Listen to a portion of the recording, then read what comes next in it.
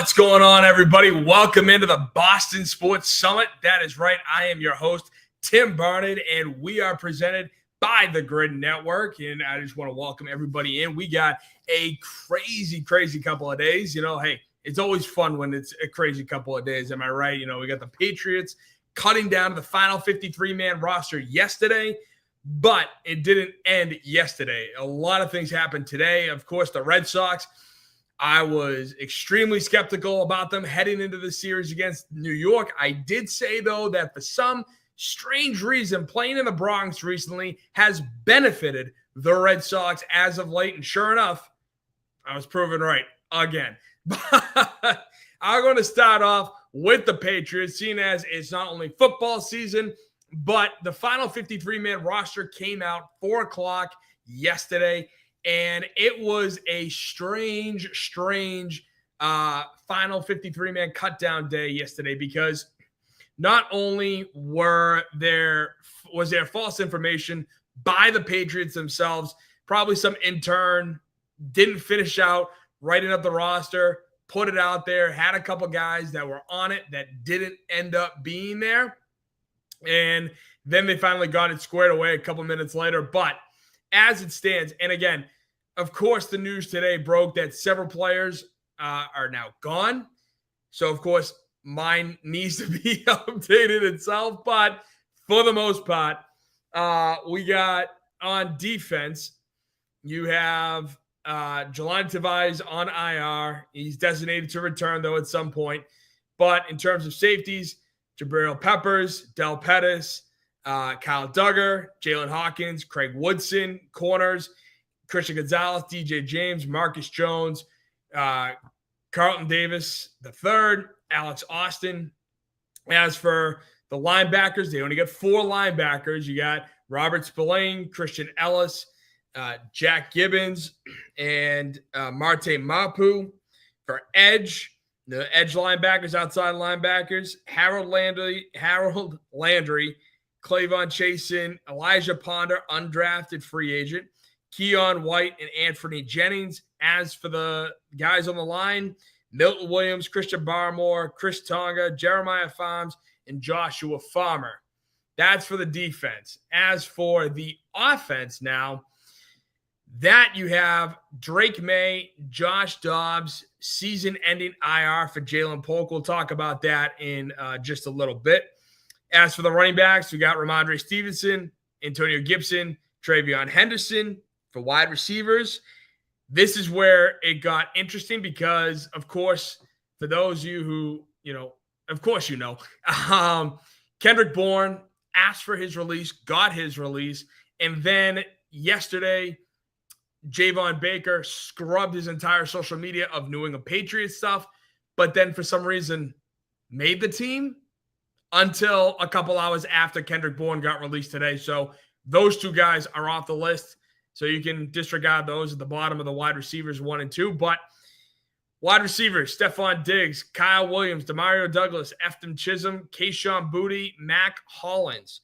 And then for O-line, Will Campbell, Jared Wilson, Garrett Bradbury, Mike Owenu, Morgan Moses, Ben Brown, Marcus Bryant, Vidarian Lowe, and Caden Wallace. As for the special teamers, a little bit of a surprise here. Andy Borregales made it as the kicker, even though Parker Romo looked by all stretch of the imagination, beat him during the preseason games and camp. So that's an interesting move at kicker.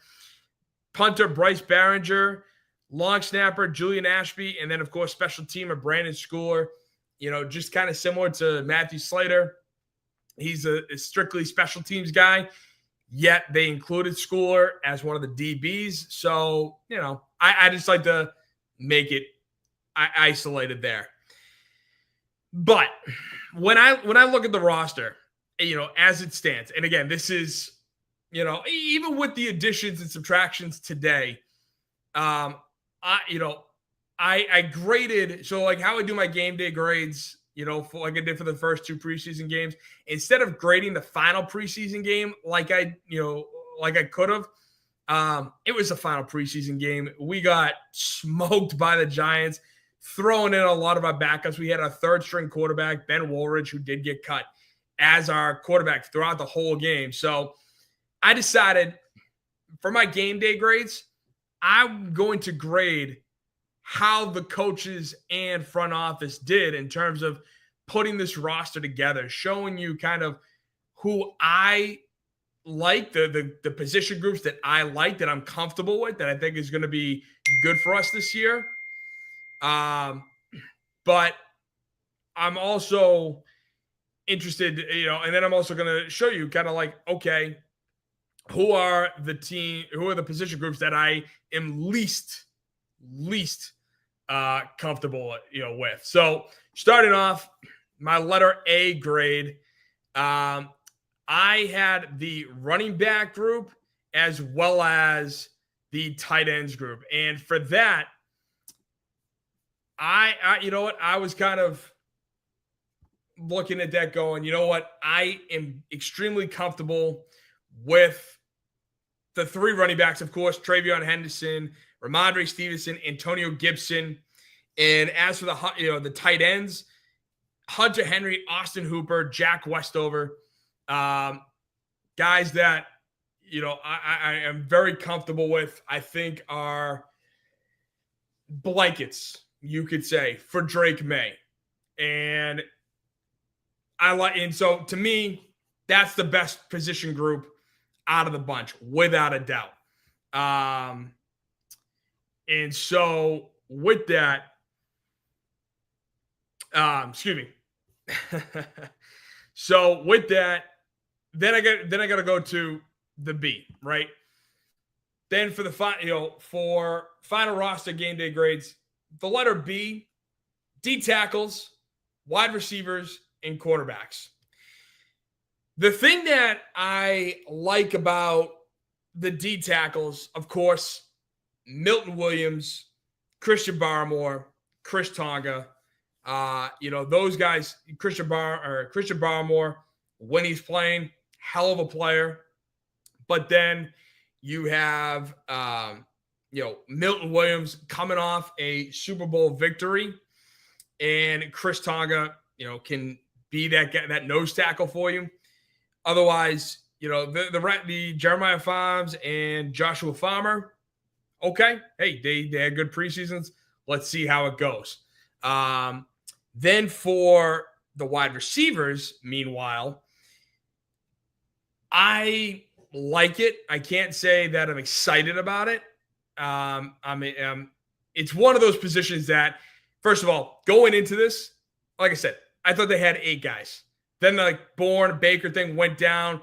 Going in with 8 freaked me the hell out, because you could have kept guys that, you did sign to the practice squad, which, by the way, no one wanted any of our players. So that's a little bit of alarming right there. But I loved what I saw from Chisholm. How could you not? Then with Stephon Diggs coming back, he's coming back off an ACL tear that he tore in November. I'm a little skeptical, November, October, get right around that time frame. A little skeptical.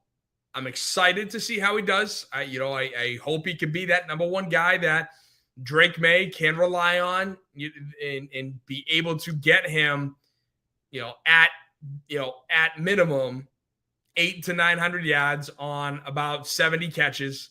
And hopefully he can exceed that, press through that, which would be fantastic. Otherwise, I'm worried, because Kayshon Boutte, while he's shown flashes, again, has not really broken through as like a legit number one, number two.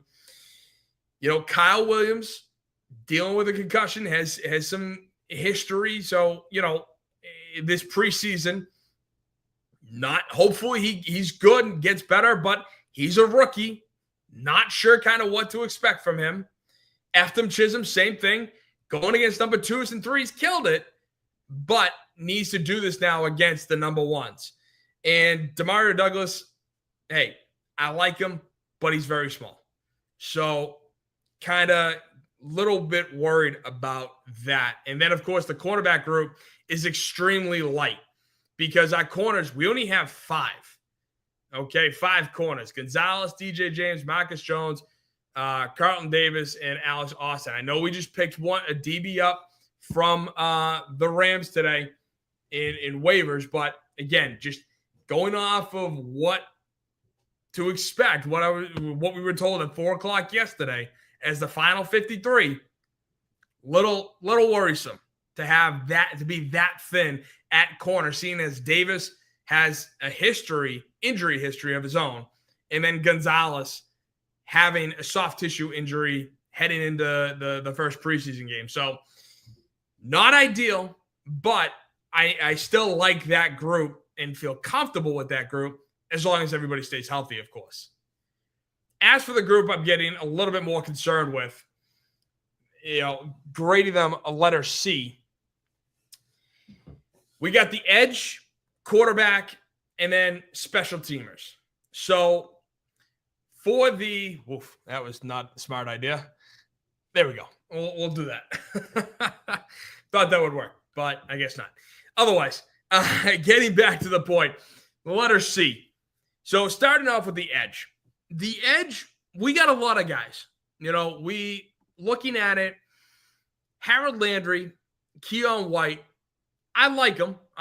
Keon White intrigued me, but not from an intriguing, excited standpoint. Intrigued me from the fact that, the way Mike Vrabel talked about him, talking about that that Giants game, him playing in that position, it wasn't he wanted to go into to practice kind of what he's been learning, being able to do more and hopefully stand out against the 2s and 3s. And he really didn't.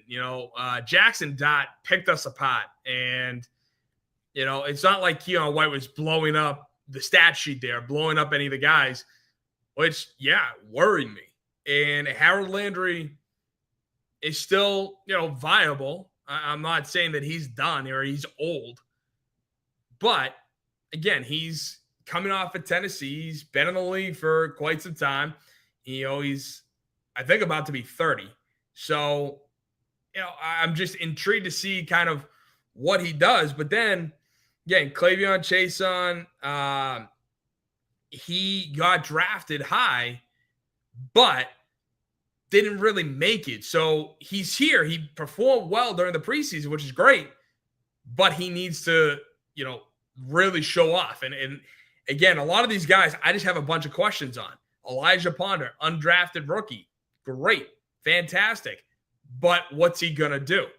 As for Anthony Jennings, they've been trying to trade him. It's well known the Patriots were trying to trade him, and they couldn't get anybody to bite, or they didn't like the return they were getting. So that's where, he made the roster, but are they still looking to trade him? Are they still looking to move him?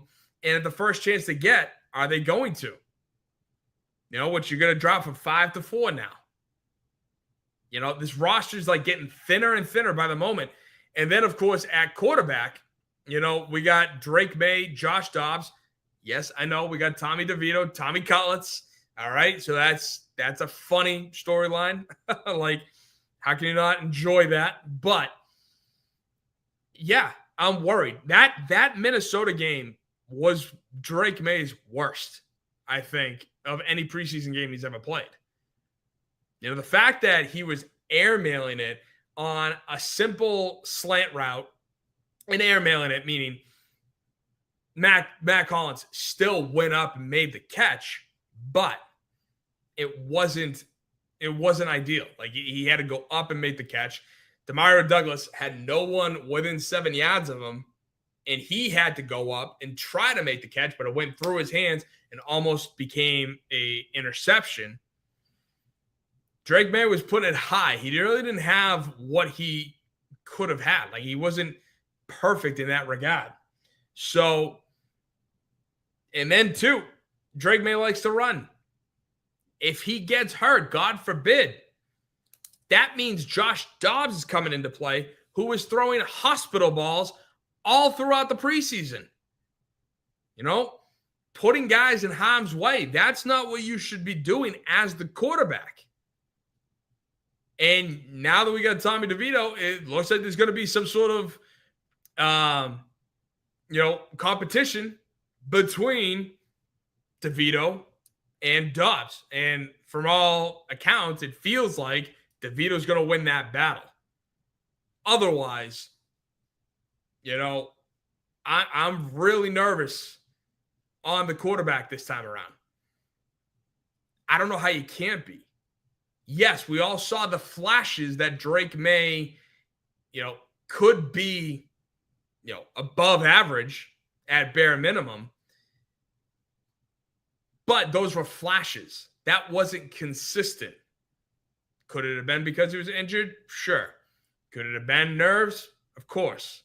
Could it have been that he's a rookie and still trying to learn the system under, obviously, a terrible coaching staff? Absolutely. But to think that he's going to do a complete 180 under Josh McDaniels, who he's only had, 4 months, 5 months to work with? Maybe we're asking a lot of the kid. I'm not saying that I'm not saying that we're going to go back to 4-13 or we're going to be 5-12. No, we should be better than that. But maybe we're putting a little too much on the quarterbacks right now. And then the last position group I'm kind of in that uneasy category with is, of course, the special teamers. And it's not because I think Bryce Behringer is bad or, Julian Ashby can't snap. Brandon Schooler is not the best special teamer or not better than Matthew Slater. No. My fear is that we gave the position, or Mike Vrabel gave the position to Andy Borregales, who was not good. And I don't mean that he sucked, like he was terrible. But he was not. He missed two of his five kicks. He was perfect from the point after, which in today's game you have to be. I mean, in the past it was a simple chip shot, but with this, you have to be perfect.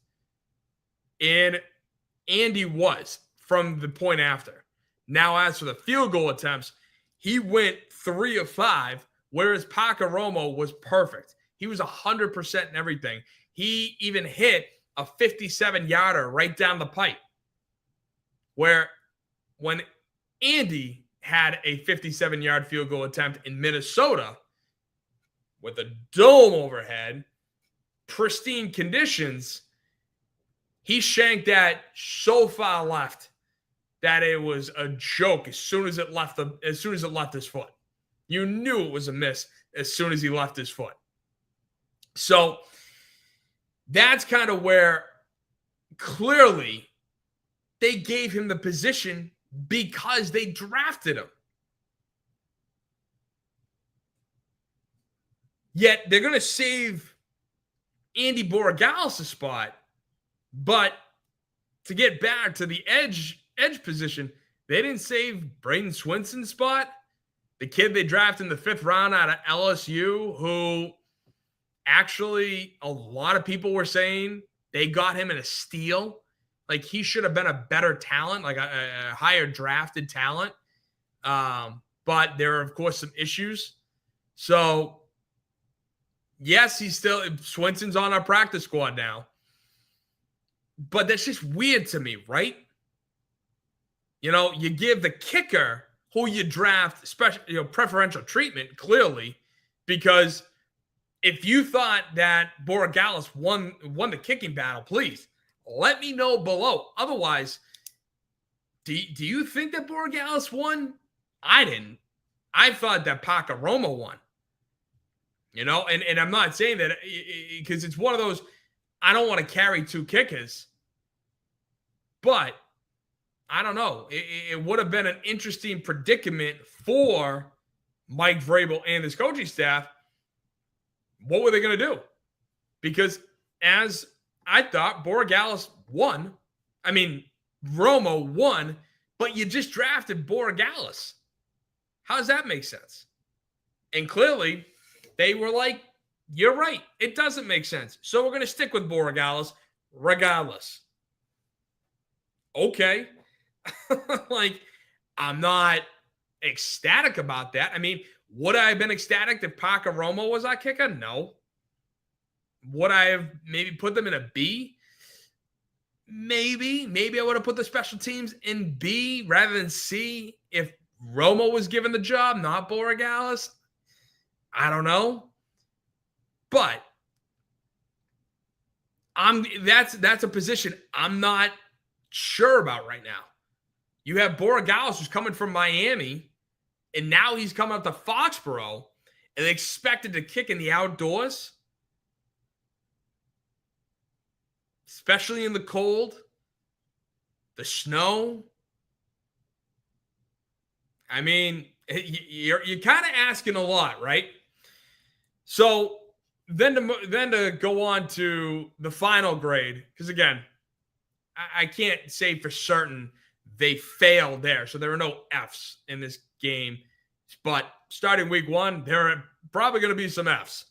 Otherwise, letter D, the O-line group, the safeties, and the linebackers. Going from the bottom up, so starting with the linebackers, they have four. Robert Spillane, Christian Ellis, Jack Gibbons, and Marte Marpu. And Marte Marpu is a hybrid linebacker safety type player. So he's not even, you could argue, like the guy. Or a true linebacker for that regard is what I meant. So you can't even argue that Marpu is a true linebacker. With that being said, you got Robert Spillane, Jack Gibbons, and Christian Ellis. How are they going to be playing? You know, Jack Gibbons, kind of slow. Good player. Like, I'm not saying these guys are bad players, but God forbid one of them goes down. Our whole defensive system could change in an instant. You know, if they're playing 3-4 and one of them goes down, they could be going to a 4-3 like that. You know, and if it's Gibbons, let's say, that goes down, then Spillane's going to be the guy. Or if Spillane's a guy and he goes down, then it's Gibbons. Like, we're extremely thin at the linebacker position. And that's kind of my gripe with a lot of our positions because, again, looking at this, right, you got Spillane, Ellis, Gibbons, Mapu. That's it. And I'm showing you a 3-4 alignment right now. I'm not saying that this is what they're going to run, but I'm just in general. So it's very weak. And then in terms of safeties, you got Jalen Hawkins, who I do like, but Craig Woodson showing some flashes, yet he's a rookie. Then you got Jabril Peppers and Kyle Duggar, who they've been trying to get rid of Duggar, as we know, for the longest time, yet they couldn't. They couldn't pawn his salary on any other organization, even if they wanted a bag of footballs, kind of like what the Red Sox did with Devis. You know, give us a bunch of baseballs, and as long as you take the full salary, we're good. We'll deal with it. But no NFL team wanted to take on Duggar's salary, so instead of cutting them, they're like, fine, we'll deal with them for another year.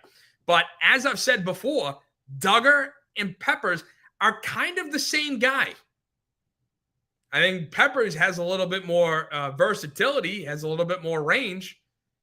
He's better in coverage than Duggar is. But they're not – it's not like you have a Patrick Chung and Devin McCourty with those two. Oh, they're like two Patrick Chungs. That's where I'm skeptical. I'm skeptical of the safety position and how they're going to want to play that. Because if they throw out Peppers and Duggar, that play better be a running play from the offense. Otherwise, they're going to get beat over top. Or they're going to have to stand 25 yards back from the line of scrimmage just to keep everybody in front of them, because the four biggest words for any defensive coach is GTFB. Get the F back. Especially for the DBs. Because God forbid you let a wide receiver, or worse, a tight end, get behind you. Oh, you're going to have a long day in the coach's room, in the team meeting room. I can tell you that much. So the safety position, again, what are we thinking here? You know, what's going to happen there? And then lastly, as I mentioned earlier, top group, the O-line group. A lot can be said. Was Will Campbell one of, if not the best left tackle in the entire preseason? Yes, he was. Not going to deny that. But this group has a long way to go. Mike Owenu was not perfect. Garrett Bradbury sucked versus his old team, the Vikings. Jared Wilson, not great. He fell off a cliff after the preseason game against Washington. And then Will Campbell, who knows? Who knows? He's got Max Crosby coming up, you know, what? A week from Sunday. A week from Sunday, he's going to have to deal with Max Crosby. Now, is Josh McDaniels going to have to design tight ends to help him out, to chip block Crosby, so that way Will Campbell can keep Crosby right in front of him? Probably. But this O-line is better. It's better than last year, okay? Let's just throw that out there. This O-line is better than last year, all right? But I am nervous. I am extremely nervous at when you throw number one defensive fronts in front of this group of five right here. Are they going to be able to hold up for an entire 17-game season? Is Morgan Moses going to be able to hold up for an entire 17-game season? We have 9 offensive linemen, 5 of which are going to be starters. You know, and God forbid, again, any of them go down. It's going to I just hope that by midseason, we're not leading the league in offensive line starters or offensive line groups that have started, because it sure as hell feels like that could be the case due to the fact that we don't know. We don't know how these guys are going to do. I understand I have a show to do today and I got to give my predictions. And that's why I gave them a D, because they worry me. It's better than last year, but by how much? Mike Owenu got his payday last year, and not for nothing, wasn't even that good. 2 years ago, he was absolutely a lot better than he was last year. But it wasn't the same. Morgan Moses is on the latter half of his career and could be very well near the end. What is that going to say? What is that going to mean for how he plays this year? Will Campbell, for everybody's, love of the number 4 overall pick, his attitude, which again, I love. I love his attitude. I love how he wants to be that, Logan Mankins, no nonsense, I'm going to kick your ass type of offensive lineman. Love it. Absolutely. How can you not? The only issue with that is you can't disregard his arm length. I understand, oh my God, his arm length. Here we go again.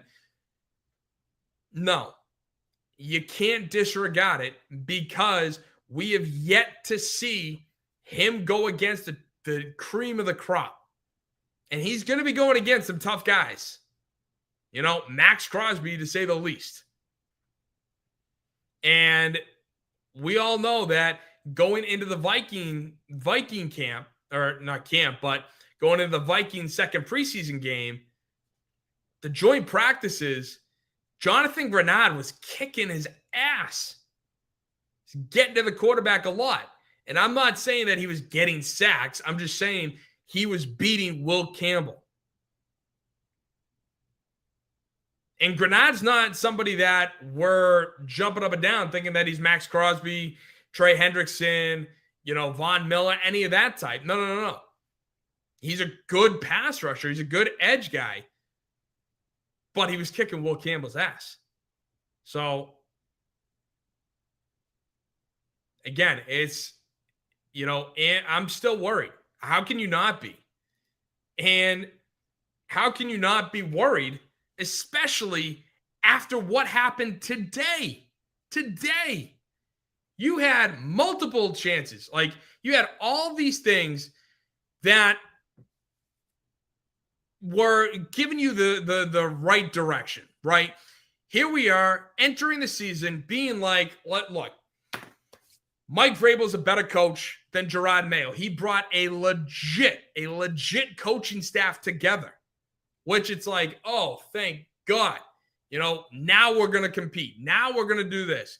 Drake May's going to get so much better under Josh McDaniels than he could have gotten with Alex Pell. Great. Love it.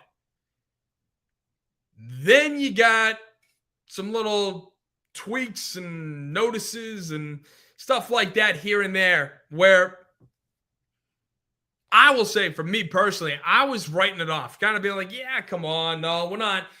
You're jumping to conclusions. You're going too far. There's no, okay, the fact that we're going to be 7-6 wins, there's no way, this, that, and the other. After what happened in the last 24 hours, or not even 24 hours, dating back to last Thursday. Last 24 hours has been one thing. Dating back to last Thursday, though, after the game, is a whole other thing, because Mike Vrabel, after the game, was asked a simple question about Jalen Polk having shoulder surgery, and then he decided to call everybody rats. Take a listen. Report today that Jalen Polk will have to have season-ending shoulder surgery. Can you add anything to that? No. I don't know, other than I'd like to find out where some of these come from. Some of these rats around here, so we'll figure that out. Rats, I tell you, rats. If my father was here, he would hate rats. And he would get the reference right down below. But he wouldn't have made it. But otherwise, he was saying that the organization has rats in it, all because a simple report about Jalen Polk, a guy who was not for nothing kind of projected to get cut. He now is having season-ending shoulder surgery. Good God, say that 5 times fast. Where to me that's wild. Like, why does he have to go and say the rats? He doesn't. He could have just been like, yeah, it is what it is. Just something simple. But he took it the extra step. Why? Why did he take it the extra step? Is it because there's a lack of communication in the building? Is it because the fact that, I don't know, this team is run by Vrabel and Ryan Cowden, not Elliott Wolf and Matt Groh, who are inherent leftovers, who I've said time and time again are guys who, or Elliott Wolf, for that matter, weaseled his way in to Robert Kraft and kind of showed Robert, like, hey, this is why I'm beneficial.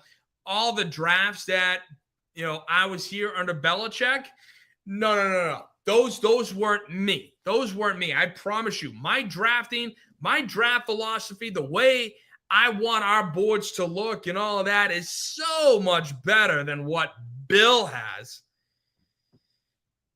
To which I go, really, Elliot? Is that really the case? Because I got the receipts to prove it. First and foremost, let's look at his history. Elliott Wolf was the Cleveland Browns assistant general manager for 2 seasons 2018 and 2019. At the end of 19, there was a mutual parting of the ways between Wolf and the general manager. And then he becomes a New England Patriots consultant from 2020 to 2021. Then he becomes the director of scouting, major role in terms of looking at players and figuring out the draft board and who you're going to draft from there for 2 seasons of 22 and 23. And then, of course, he becomes the Patriots executive vice president of player personnel. So when you're breaking that down from a Patriots perspective, he's a consultant. In terms of his relationship to the draft, you could argue he's had a major impact on the draft since 2021. And that's where I went back and looked from the 2021 draft class all the way to last year's draft class, where it was his draft, his guys. And let's see how he did, right? So right here, the 21 draft class, 22 draft class, 23 and 24. A good amount of picks, if, you could see that, right? And so in 21, 22, okay. So that's that. Those are the draft classes, right? Moving on, let's break it down individually. In 2021,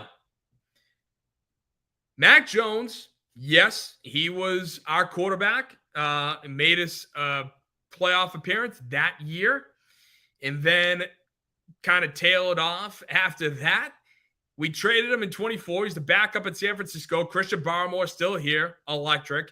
Ramondre Stevenson in the 4th round is our starting running back. Great. Now let's look at the fact that 2 of the guys are still here.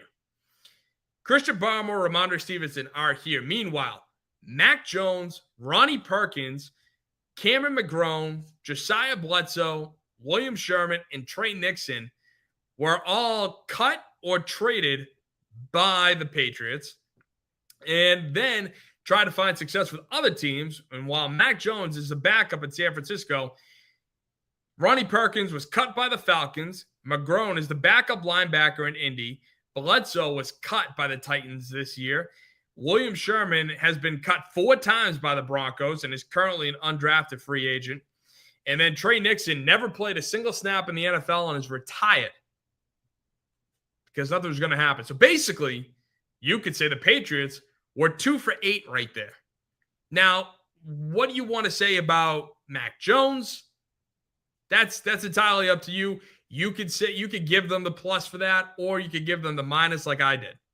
Because I still believe Mac Jones is a minus in terms of his Patriots career and kind of what happened to him afterwards. Then in 2022, we went 1 for 10. 10 draft picks, and we only hit on 1 of them 3 years ago.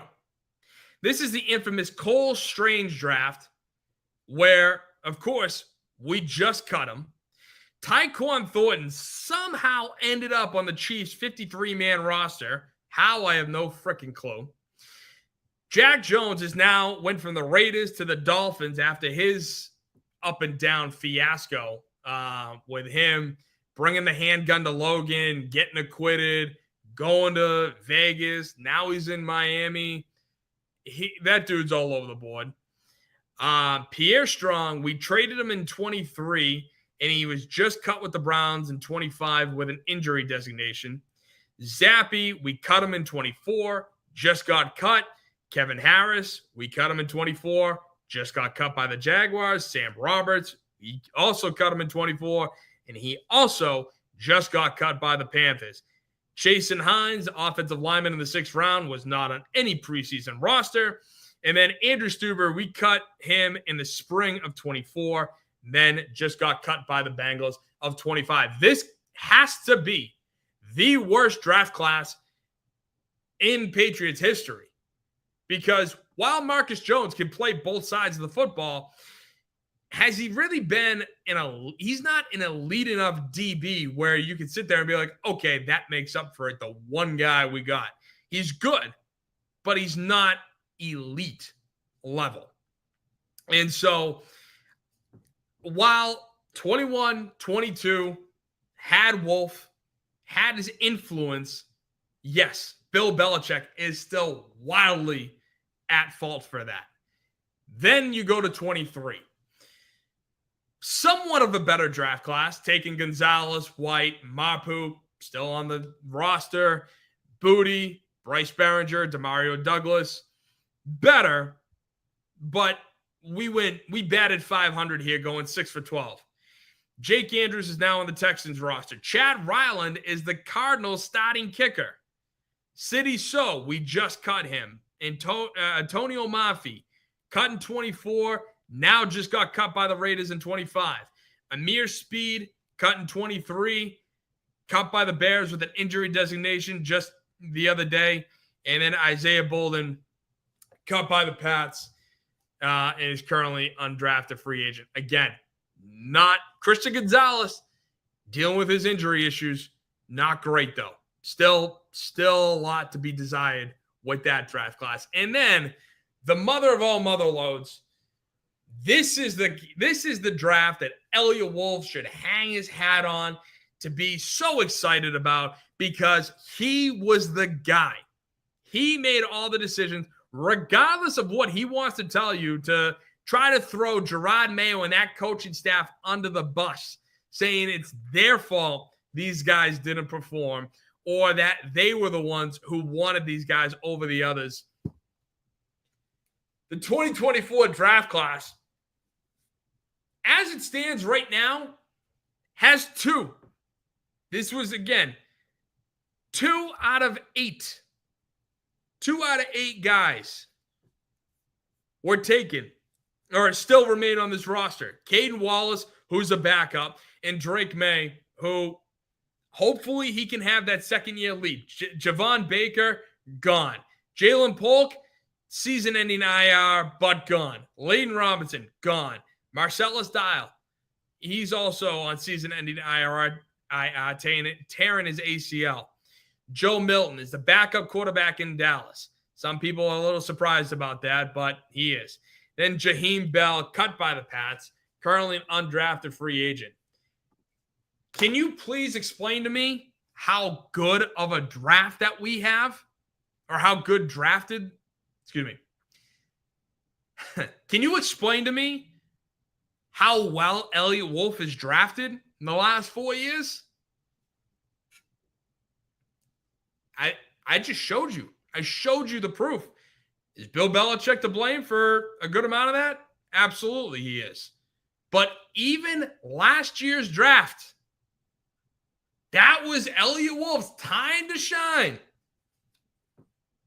And he's left with a starting quarterback and a backup offensive lineman. It's not good. It's not good at all. And so, with that, Mike Vrabel might be calling out Elliot Wolf by calling him a rat. Now, there have also been people and reporters, beat writers saying that, it's probably Polk's agent. Regardless, if it's agent or the Wolf, Vrabel's paranoid about people in the building. He is. And it's not ideal. It's not what you want from your head coach, who hasn't even coached in his first official game. This team has no communication. Kendrick Bourne and Javon Baker made the roster yesterday. Then they must have sat down with Bourne to say, hey, this is going to be your role. This is how we see you. And he's like, F that, I'm out. Release me. And then they go and do it. But when a reporter asked Vrabel about Kendrick Bourne's release, he acted like he heard it for the first time, even though it was reported 2 hours prior. Take a listen. Have you determined whether to grant that release or say too bad? I don't know who you're referring to, I guess, specifically. Yeah, that's news to me. I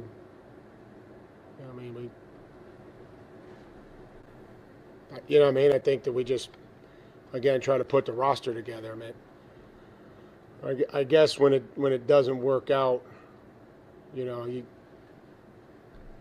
break up with somebody, your girlfriend doesn't want to be with you, and then you say, well, I don't want to be with you either. I'm not going to get into all that. He's comparing this situation to a girlfriend breaking up with you, but you're like, no, I'm breaking up with you. You're not getting one over on me. I'm breaking up with you. Like, why does he have to do that? All he's got to say, is, yeah, it is what it is. Done. Ball game. Let it be. Let it lie. You don't have to enunciate. It's great. It's entertaining to see that he does that. But then he goes on, prior to that, he's talking about, well, that's news to me. What do you mean that's news to you? Were you not in the room with Josh McDaniels, with Elliott Wolf, and Ryan Cowden? Or were you not in the room with Josh McDaniels and Ryan Cowden saying to Bourne, listen, we want to keep you on this. We're keeping you on this roster. This is going to be your role. And then he's just like, no, I'm out of here. Like, why wouldn't Vrabel be in the room for that? Because that shouldn't have been news, especially since it was reported at least an hour prior to this conversation, to this press conference. And so with that, you kind of sitting there wondering, is anyone talking to anybody?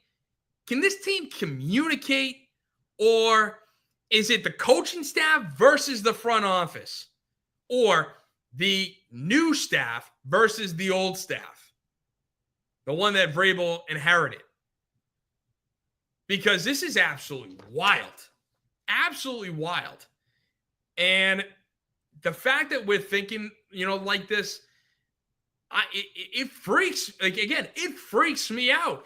You heard my entire list of reasons why I'm more worried about this team than ever before from the player perspective. Now you're looking at why I'm nervous from the coaching perspective. Vrabel hasn't talked to anybody. So my question is, what the hell is going on? Again, it's not even game number 1 under Mike Vrabel and his tenure. And this is what's going on? I mean, can we get something right here? I thought bringing in Mike Vrabel was going to be the best. And turns out we still have to wait and see about that. But the only benefit that it's bringing anybody is me, because I get to sit, listen, and then break it down, dissect everything that's coming out of his mouth, because he's not a simple yes, no kind of guy. He's like, yeah, well, and then just goes on this rant where you're sitting there going, like, what are you talking about? Like, he's giving you insights that, I don't know, you might have to just sit down and read and pick through. Otherwise, like, it's getting crazy. It's scary to think that this is what's going on right now. We have our first game against the Vegas Raiders coming up a week from Sunday. And we've already put out the wrong final 53, which could have just been a simple accident. I'll absolutely leave it up to that. We got it right. You have the head coach calling people in the organization rats for letting a simple report about Polk shoulder surgery leak. Then you got this whole thing going down where you bring on 8 wide receivers, including a wide receiver who you drafted last year in Javon Baker. And yesterday, before the final 53 was finalized, He scrubbed his entire social media of any Patriots, unfollowed all Patriots media and, all Patriots social media. And then he made the team just for today for him to get cut. And then, of course, Kendrick Bourne. Why didn't you have the conversation with him prior to the 53? And if that was the case, if you didn't have it prior and you just had it, you could have done it. And if he told you to go kick rocks, to go screw, then you could have just been like, all right, I'm going to, that's fine. You know what? We'll cut you. You won't make the 53. And we'll keep Braden Swinson. We'll keep another guy that we really like instead of having to worry about waivers and send him to the practice squad. I mean, is that what we're here for? Is that how a team is supposed to operate? If you ask me, the team is still run better than Gerard Mayo in that fiasco, but it's not far behind. It's still, it's approaching. Something's got to change, man. Something's got to change, because if they're winning, everything's going to be great. If they're winning, everything's great. But if they don't win, then it's going to be bad. It's going to be real bad. But listen, tell me what you think. Tell me your thoughts down below. Don't forget, you can like, share, subscribe. If you like what you hear, you don't. Even if you don't, please still send me a like, subscribe. It doesn't hurt. It's all fun and games. That's all it is. Just subscribe. Who cares? But you can also follow me on Instagram at Boston Sports Summit, on X, Boss Sports Summit, and then obviously YouTube and the Grid Network, which got a whole host of great content. Otherwise, thank you guys so much for tuning in. My name is Tim Barnett for the Boston Sports Summit, and I will see you guys all next week, and hopefully with better Wi-Fi. Otherwise, I'll see you guys then. Have a great rest of your night. God bless.